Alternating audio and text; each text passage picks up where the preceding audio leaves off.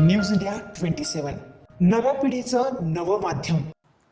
संपूर्ण महाराष्ट्राला हेवा वाटावा अशी नाशिक रोड शिवजन्मोत्सव सोहळा मोठ्या उत्साहात साजरा होणार असून शिवजयंती शांततेत साजरी व्हावी याकरिता नाशिक रोड उपनगर पोलीस ठाण्याची संयुक्त बैठक नाशिक रोड पोलीस ठाण्यात संपन्न झाली आहे।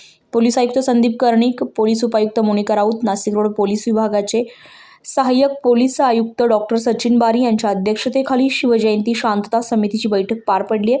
शिवजयंती साजरी करताना नाशिक रोड महानगरपालिका वाहतूक विभाग, विद्युत विभागाचे अधिकारी उपस्थित होते।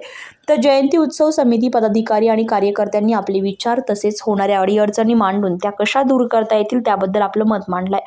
मनपा अधिकारी आणि पदाधिकाऱ्यांचं म्हणणं ऐकल्यानंतर वरिष्ठ अधिकाऱ्यांनी पोलीस विभागामार्फत कडक बंदोबस्त, योग्य नियोजन करण्यात येणार असल्याबद्दल मार्गदर्शन केले।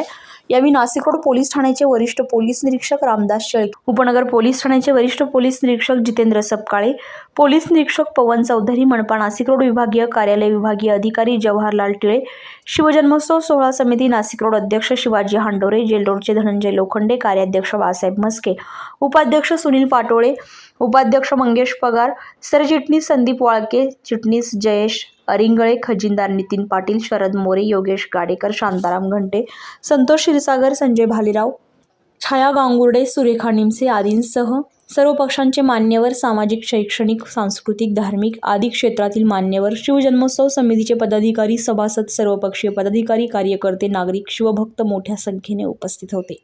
न्यूज इंडिया मराठीसाठी हेमंत काळमेकसह अश्विनी पुरी, नाशिक रोड।